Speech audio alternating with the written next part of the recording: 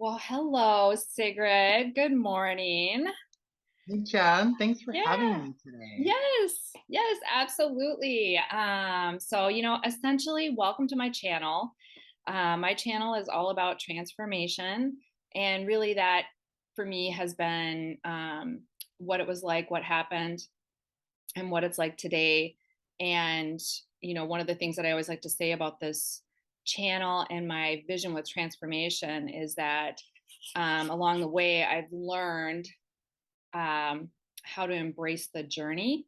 Whereas, most of my life has been spent unsatisfied in the present moment, going through stuff, wishing I was somewhere else, as opposed to understanding how, that journey of transformation was in the making and it's all about enjoying the moment. So, that's hence where I, kind of said, well, this Yeah, is no, I life, love right? that. This is life, right?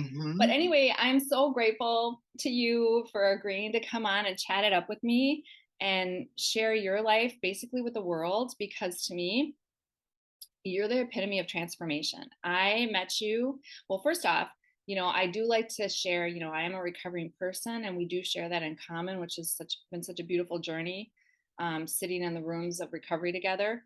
But I also met you um, when you were a man.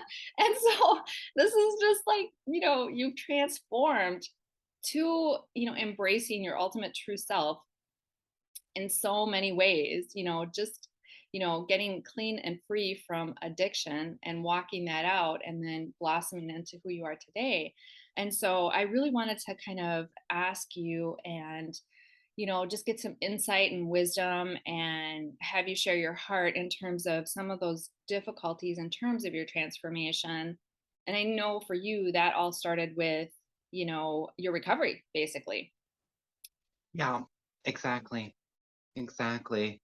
Well, yeah, thanks again for having me here. And I'm so appreciative to you for sharing your story with the world. And you've been inspiring to not just me, but so many women Thank in the you. rooms of recovery, women and men.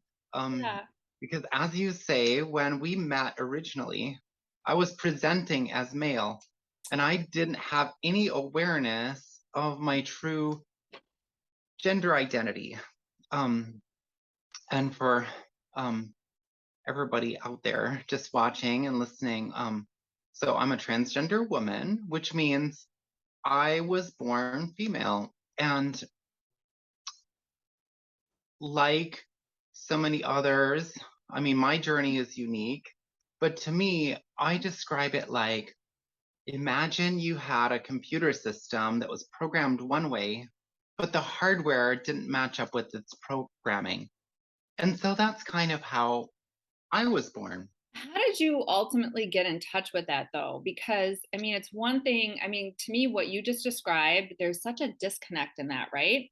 Like the hardware and, this, knowing, like knowing in your being that this is not, something's off. How did you Yeah. ultimately connect with that? I mean, what was the process or the transformation in that? Well, I want to say, first of all, I had a disconnect from that because it was really, when I was born in the 1970s and through the 80s, there really wasn't language for queer people or for LGBTQ people Right. that was friendly. There was language for queer No. and gay people, but not good. It wasn't kind and it wasn't welcoming. Um, and so it's just ultimately like I never really identified with that community, but I knew that there was something wrong with me from Yeah. deep down Yeah. level. And And so actually, go ahead. no, I was going to say, I hate to keep interrupting, but so do you think that that contributed to the extent of the longevity that you actually lived in society as a male? Do you think that that was, I mean, Abs- that, a piece of it? yeah, no, No, because absolutely. I think a lot of people can relate to this, honestly, you know? Yeah, thank you. No, I think so. Even people that aren't, trans or non-binary but people can identify with not being able to relate to the world or connect with the world. And for me, like I was receiving a different message as a child. And ultimately, it became a message where I wasn't safe. I wasn't welcome in this world. And Mm, who I was inherently not right, not good. And, I didn't really realize this, but I had a hard time with self love. mm. And that is a message that I think resonates with a lot of people. A A lot of lot of people people. in general. And you know something, I struggled with that. And we've had a lot of conversations in the rooms of recovery around that. And I love because for me, the way I described it was, this idea of not of worth and value, being like earning love. And Yeah, I remember you said to me something that was really powerful. You said, and so simple. You said, you just, you are love and you don't have to earn it. And I was like, okay, that's like, well, thank you, Captain Obvious. You know what I mean? But it's like, no, but it's true. It's like, it's not as obvious to somebody who really struggles with that whole worth and value, where you've had to earn that for whatever reason, and then it becomes about not being lovable. So anyway, I love that. I just yeah. love that. And I know you're so, you've shared so many profound things with me, and that's why I'm super excited today to be talking to you. But anyway, I don't keep, go ahead. No, that's so right. Because I know a part of your story, you came from a family system that just did not know how to express love to you, and you felt unsafe too. Totally. Um, and, for me, a lot of it came from outwardly, from society, from teachers, from other, mentors, the church. My parents were supportive and loving. Um, um, but I didn't get what I needed, and the message that I got was that I was unsafe. And until I discovered other ways of escaping, um, I became like an actor. Like I wanted to transform into the person that I thought that society would be, and inside I was trying to stay true to myself. And So that was a chameleon. hard balance. It was like I've always been living a double life. But let me tell you, when I found that first drink of alcohol, like that all changed for me. Like it was like instant relief. Yeah. Yeah, you're raising your hand and you understand because it was like finally this disconnect between here and really I'm going to point to my gut because then my gut it's like I knew who my true self was. Right. Um but like I could just be this, I could be whoever I wanted when I was drunk and drinking and just carousing and just be the center of attention and feel like I was getting love and feel like I didn't care about what the world thought about me. And deep down I still did, and then the next morning I did even worse. But and so I was on that spin cycle. How did you ultimately get sober? I mean, what was the instant or the moment or the transition that caused you to, get sober essentially? Because I know that that also opened the door through that journey of recovery to finding your true self and connecting to who you really are and being able to open up and show the world, Sigrid essentially. And so how did Yeah. you get sober? Like, what was that moment, I guess, is what I'm. Yeah, well gosh, getting sober was just a start for me, as you kind of said when you introduced me. Um, and I'll tell you, it took a long time for me to get there, to get to where I'm at today. It was a pretty rocky road, but I started to become terrified of the person that I was when I was drinking, like terrified, terrified.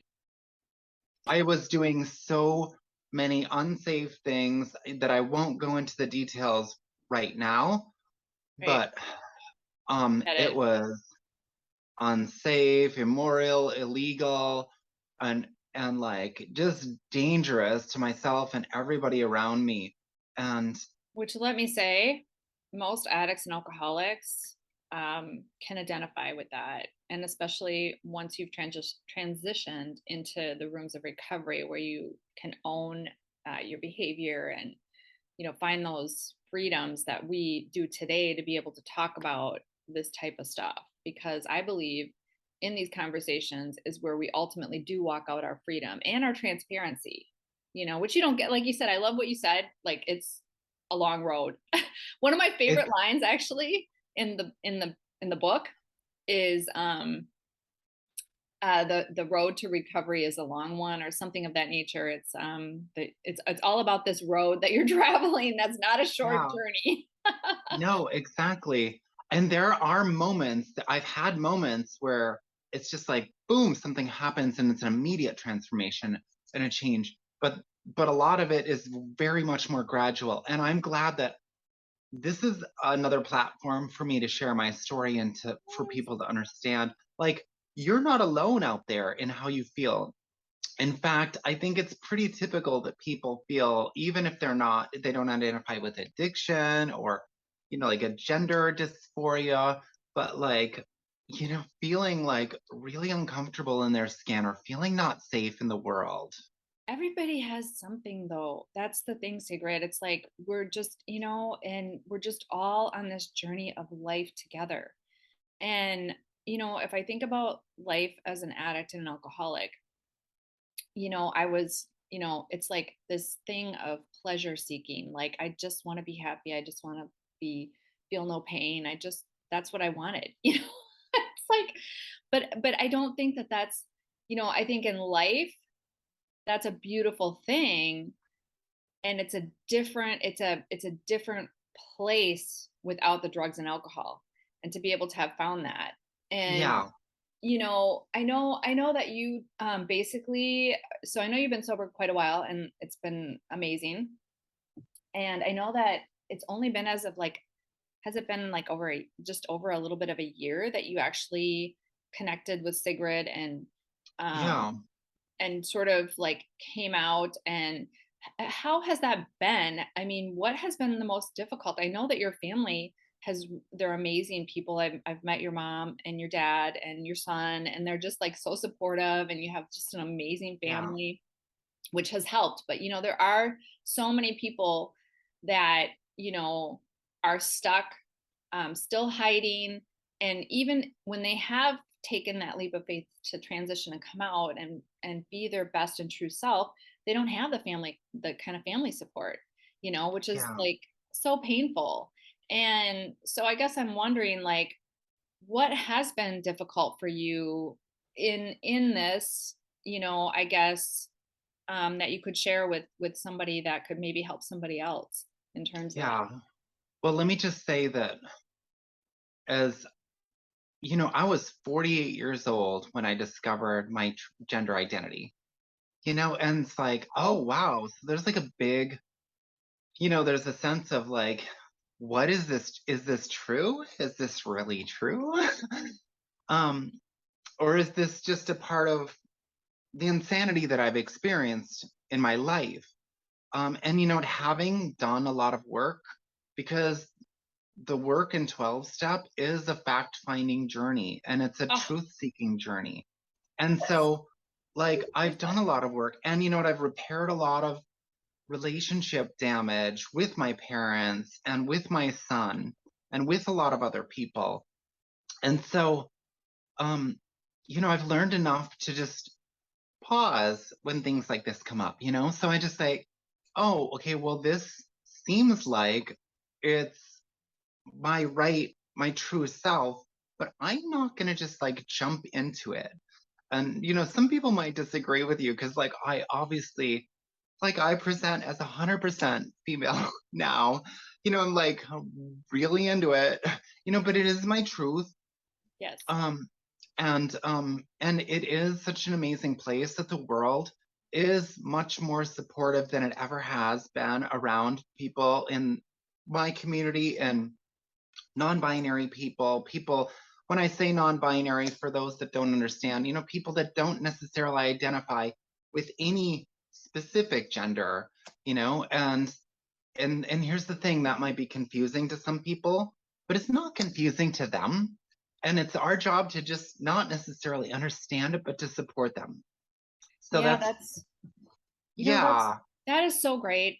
That was just so beautifully said. I mean, I just absolutely love that. And it's crazy because it just brought me back to, I often reflect on a lot of stuff that I've learned in my recovery journey and my transformation, and a lot of the old timers in the rooms.